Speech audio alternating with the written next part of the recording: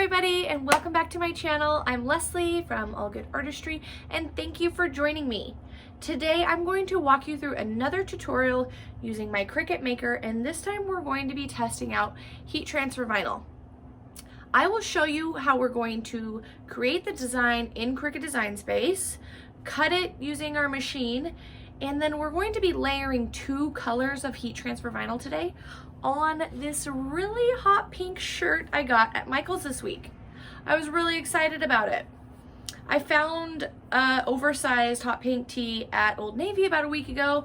It was $15 and I just couldn't justify that for something blank. And then I found it at Michael's for $3 and I was like, all right, we're making it. So today I'm gonna use the 2 colors of heat transfer vinyl to create just like a fun, summery vibe logo. And I'm gonna gift this to my best friend and we'll probably have matching t-shirts this summer. So we are going to get started after we collect all of our materials. So you need a shirt or whatever you want to use your heat transfer vinyl on. I use it on even like wood, canvases, you know, canvas tote bags, shoes, pretty much like anything. It's amazing. But I'm gonna use a t-shirt. Here are my 2 pieces of heat transfer vinyl that I'm going to use. The green is going to be the offset background and the black is going to be the text on top. So I'm going to layer these 2 together. I'm going to use my green standard grip mat. You're going to need a weeding tool, whoops, and a scraper. And then I always like to have a tape measure. This is like a child's tape measure from my like play toolkit, and I use it literally every single day, and it works just fine. Pair of scissors to cut the vinyl, and then I'm going to be using the Easy Press 2. Mine is a 9" by 9", but before I got this, I used an iron, and an iron worked perfectly fine. So whatever heat source you have. The computer is for the Cricut Design Space, and it's going to send to my maker. So these are the materials you're going to need before we get started. Okay, so once you have all of your materials ready to go, we can hop on that computer and open up Cricut Design Space to start designing our logo for our t-shirt today. I'm opening up my Cricut Design Space to get started. I always make mine a little bigger, just so it takes up my screen. Okay, so I'm going to select New Project up here in the corner, and I'm going to get started. So for these t-shirts, I already know what I would like it to say.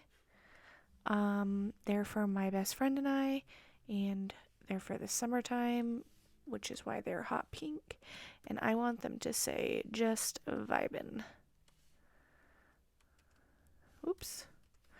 Okay. So I selected text and then typed in the text that I wanted. Okay, well now we have this box. I know I'm going to be making some changes to it, but I have it written out now. So I know that I do want it to be centered, so I'm going to come up here to alignment and then click center, just so it lines up a little better. And now I'm going to play around with the type of font that I want. I have purchased some fonts from Creative Market and downloaded them on my computer. I can show you how to do that in another video, but for the sake of today, I'm going to just pick one of the fonts that I have purchased that is commercially licensed so that I can use it and sell items using that font, and it is called Washington, which is ironic since I do live in Washington, but I love it.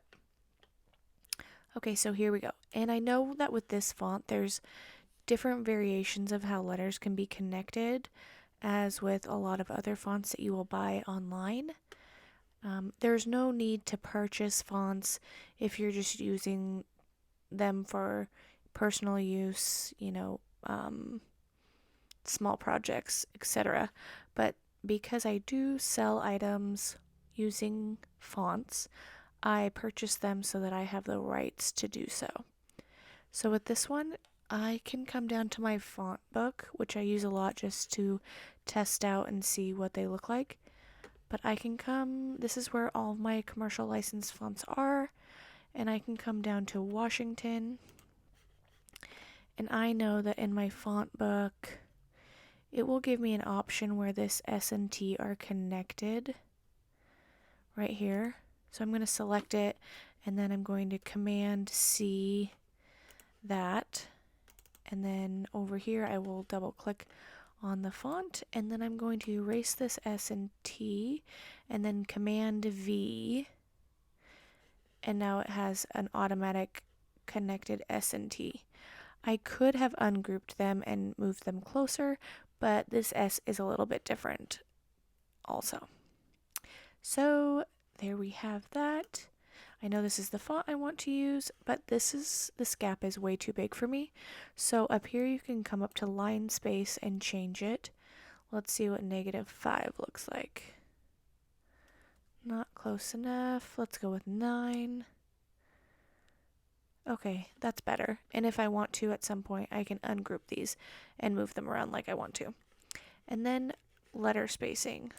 I might also have to ungroup and move them closer by hand, but that is a little better. So I just came up, it automatically puts your letter space at 1.2 when you type in text. So I erased the one and it is just at 0.2 right now. However, I do want my Vibin to be a little bit closer, but I don't want this just to be any closer. So I am going to select this and ungroup it.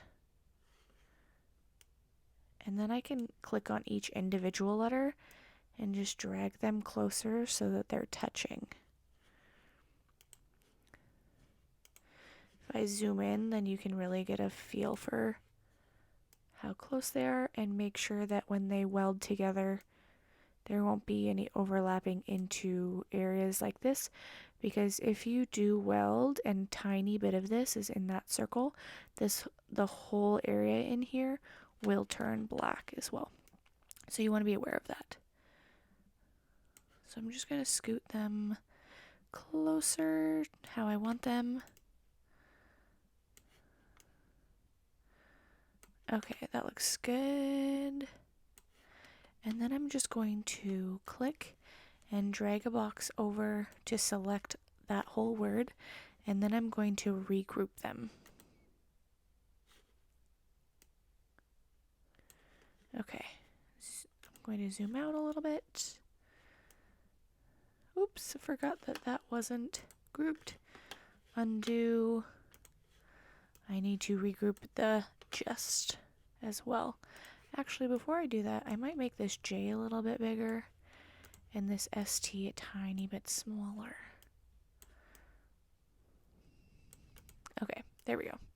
Now I'm going to group that and then select both of these words by right-clicking, and then I do want to center them horizontally so that they're alignment center like they were. Since I did ungroup them, I had to switch that back. Okay, cool. And then group those together so that they don't move apart. And for the sake of how it looks, I'm going to select a shape square, and then I want to make it hot pink like my shirts are, so that I can kind of see what the text is going to look like when they are on top of it. Woo! Here we go. Let's find a pink. I mean, my shirts are like neon pink, and I love them. I don't know if I'm going to find something quite that neon, but as bright as we can. That'll work. Okay, I'm going to drag it and then right-click send to back so that the font is on top. Cool. Another thing that Cricut just came out with is this offset feature up here, which is really nice because if you are a avid crafter and wanted to make stickers or have like the outline around your letters before, you had to use a different program. For me, I used Adobe Illustrator to kind of create that bubble outline for stickers, etc. But now Cricut has this offset feature, which makes it really nice. So I click offset and it automatically, you can see these little lines around the word when I'm happy with the distance that they are. I can see, which that could be okay, that this will be touching. Let's see what that looks like. I might make it just a tiny bit smaller. Whoops. Okay, let's go there and then click apply. All right, and see, now we have this automatic border around our letters, which looks really cool. But I'm going to change my colors, and I might do like a yellow. It's pretty bright, but I mean, what says summer like yellow and pink, right? What does green look like? Like a neon green. That's pretty cool too. Because I know that I am going to use 2 different types of vinyl, heat transfer vinyl, and I will be layering these. So one layer will be the words, and then the other will be the offset. So I will be doing this on top, and then the bottom layer will be like the green or the yellow, whatever color vinyl I decide to go with. I think that I have a neon green in right now, or yellow. I can't decide. But this is how it's going to look. And that looks really cool. Okay, and then I need, whoopsies, undo that. I'm going to group those together just for a minute so that I can size everything accordingly. So I'm going to select the offset group and the text group. And then I'm going to group that together. So now I can drag them all at once without one of them getting bigger or smaller. Okay, and I did measure the area on the shirt. I'm just going to have this like kind of as a corner pocket text. So in the left corner of the shirt, I measured it, and I don't really want it to be any wider than 5 inches. So up here I can select width and put 5, and it automatically adjusts the size of the text for me. Now again, I'm not going to be cutting out this pink square. It's just for background reference, for kind of what color ideas I think might look good before I actually cut the vinyl. Okay, so I'm going to get rid of this square now that I know that this is the size I want and the font looks good. So I'm going to select it and delete. Now I'm going to ungroup these but not mess with the size. And then I will take just this whole group, the black text on top, and I'm going to weld that together so then when it cuts out, it cuts all in one piece. So select weld, there we go. And then the group offset, the yellow underlay, is already welded together, so I don't have to do that. Okay, cool. So these will cut in 2 separate things, and then I will be, once this is cut out, I will use the heat transfer vinyl and layer this item first with my easy press, and then I will lay the black text over it second, and then press that with my easy press. So we'll be doing 2 different layers. I am ready to make it. So I will come up in the corner and select make it. Okay, and with heat transfer vinyl, this is very important, and I have forgotten to do this so many times in wasted vinyl. You need to select mirror, because you do lay the heat transfer vinyl with the matte side of it facing up and the shiny side down on the mat, so that when you cut it and press the heat onto it, it transfers the right way.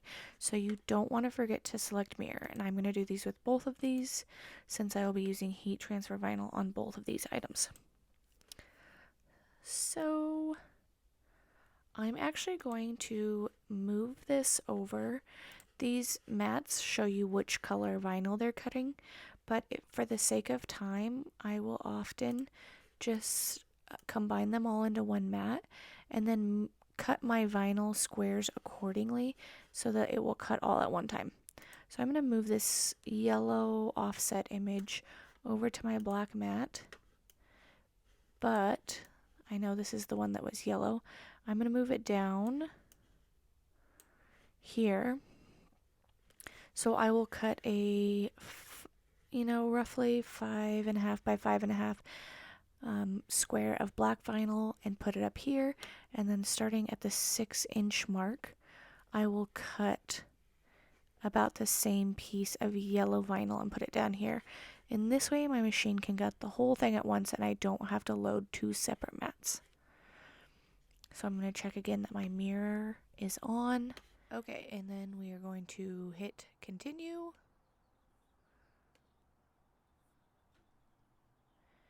And our maker is selected up here on the machine. And because this is iron-on, I'm going to choose, I've already favorited it in my favorite materials here. But for this project, I'm going to be using everyday iron-on. It's pretty much like the basic go-to when I'm using heat transfer vinyl. Unless I'm using a heat transfer vinyl that is glitter or kind of a different finish, I will just use everyday iron-on in all of those cases. So now I'm going to load my mat and we will get started. So I'm going to cut out my vinyl. I told you I was going to do both colors on the same mat at the same time. It just saves a little bit of time in the long run and my machine can just cut them both at once. So I need about a 5.5 by 5.5 square for both my black and green vinyls. So I'm going to place this one down. I grabbed this one out of my scraps drawer, and that is always why I save my scraps of vinyl if I cut something big out, because I can find little projects to use my scraps with all the time. So let's see, what color do I have on top? I have green. So we're gonna move this black one down here. And I lined it up about the 6-inch mark on the computer, so that way I know where to place my heat transfer vinyl. And always shiny side down on the mat. That's why you mirror the object, and if you don't, you're gonna waste a piece of vinyl, which I have done a bunch of times. So I don't know if you can tell, but this is the shiny side and then the matte side. So you want the matte side of the vinyl up. So I'm going to cut this green down to about the same size.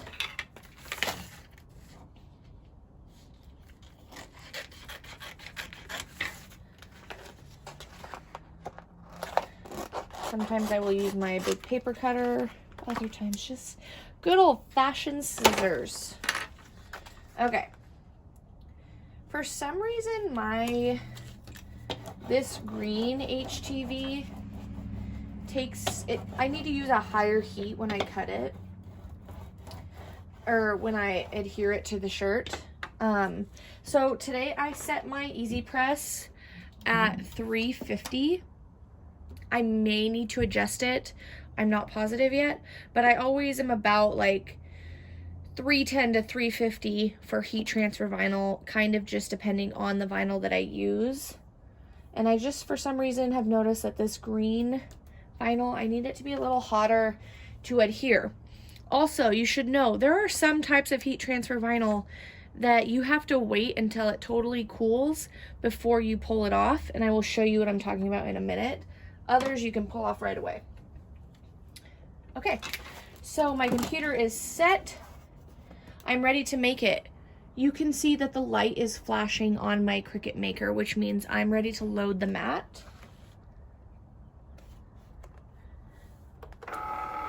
So I can load it. Once the flashing C starts happening, that means it is ready to make. So you see the little Cricut logo flashing. We're good to go.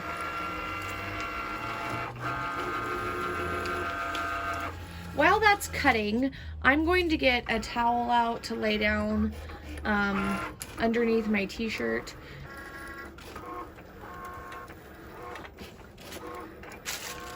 I do recommend getting a piece of parchment paper to lay it over the film of the heat transfer vinyl before you put your heat source right on top.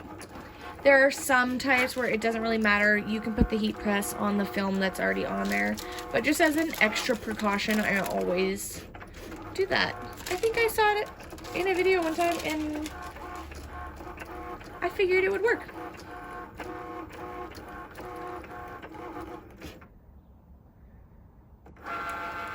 Okay, our computer shows that the design has been cut 100% and it is ready to unload, as you can tell by the flashing arrow.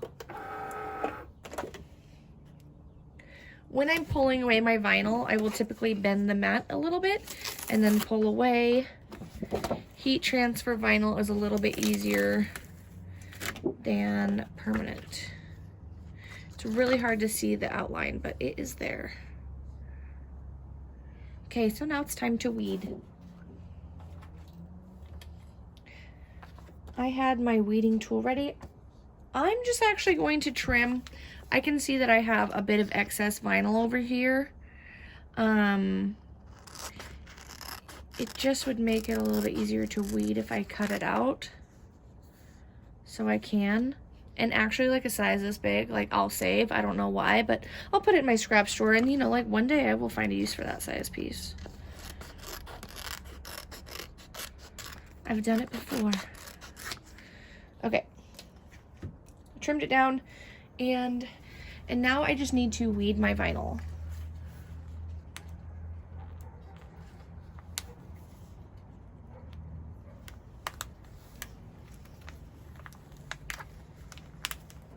The thing I like about heat transfer weeding is that it just seems to be better at coming off all in one piece. It does take a little bit extra pull because it's really stuck on there. But it just seems to pull off a little bit easier as I'm struggling.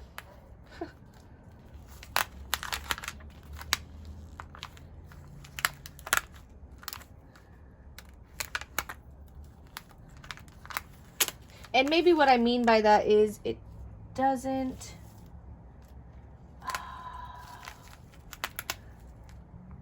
Oh, that's right, okay. It doesn't pull away the letters as easily, is what I guess I should say. Whereas like permanent vinyl, sometimes you'll get like lifting of the actual text that you don't want to lift. And this one stays really well. So you can see our image is backwards because we mirrored it. And that way when we flip it around to put onto our t-shirt, it is the right way. So it's gonna be so cute. It's gonna be such a vibe, you guys. And now we're doing the offset lime green color.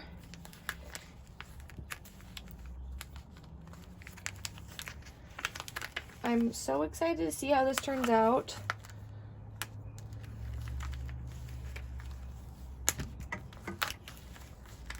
I haven't actually used the offset feature very much since it just came out.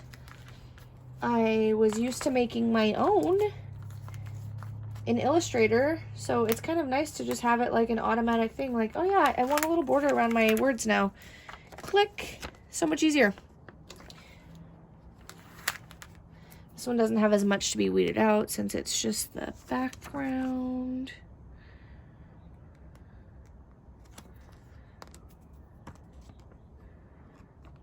Okay.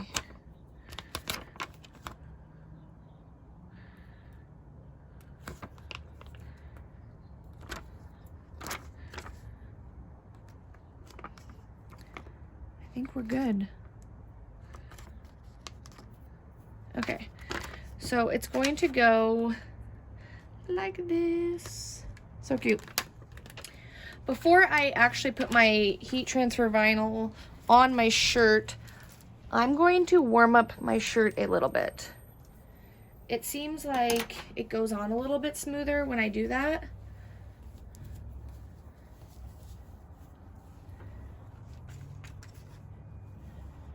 Okay, and like I said, I bought a big shirt because I want it to be kind of loose, and then I'm probably going to cut up the sleeves in the bottom a little bit.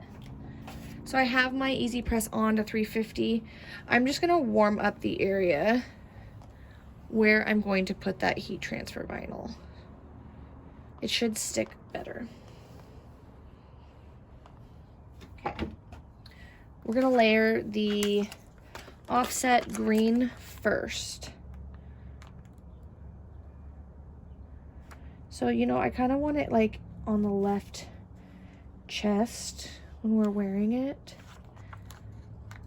I'm not going to be too crazy about measuring right now just because this is just for personal use. And you know what? Sometimes I think, like, if somebody comments on it being 1 inch off, then, you know, they can just get to stepping. So I'm just gonna eyeball it and, like, okay, if I'm wearing the shirt, it looks like it'll be good. Let's see. So as it's hanging, it kind of looks like it's gonna be like Fresh Prince of Bel-Air graffiti vibes. I don't know, I'm so excited. You guys, when I was at Old Navy, I told you I saw the hot pink shirt. Like, they have so many 90s t-shirts right now, and I'm loving it. Like NSYNC and Britney Spears. Just, like, really taking me back. Okay, so I have it down. I'm going to put this piece of parchment over the top, like I said, just as an extra added protection, I guess. It does have the clear film, which most of the time is just fine, but I just like to do it. Okay. So I'm going to press my green Cricut, and it'll count down from 30. I'm just applying a bit of pressure to this. And like I said, with this green heat transfer vinyl, I seem to have to do a few rounds of this 30 seconds. I'll flip it over and I'll do the back, and then come back to the front and do it again. And with this one, I do need to let it cool down before I pull the clear film off the top. Okay. Now I'm just going to turn it around. And I'm going to do another 30 seconds on the back.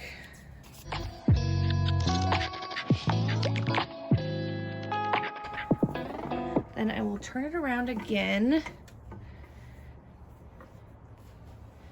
So I'm going to give it just a second to cool down because it is pretty warm to the touch still. And like you can tell, this one started pulling off easier. But if it's not cool, it will pull the letter with it. So I just need to let it cool down for a second. Okay. It's cooled down enough to where it pulls away easier. And now I'm going to layer this.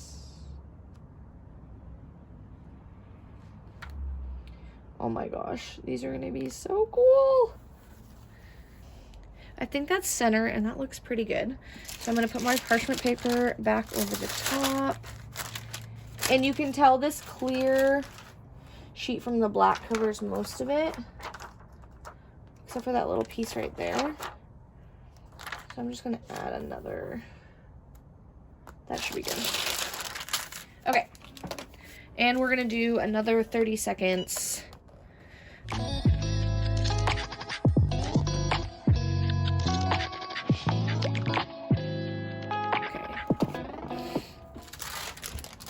I'm going to turn it over and do once from the back and then attempt to pull it. And if it's not ready, I'll do it one more time on the front.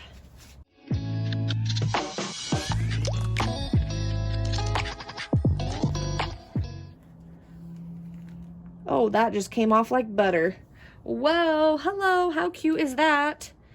Oh my gosh, I'm so excited right now. That turned out so good. Thank you guys for joining me today for another Cricut tutorial. I hope this was helpful for you as we learned how to use heat transfer vinyl and layering 2 colors.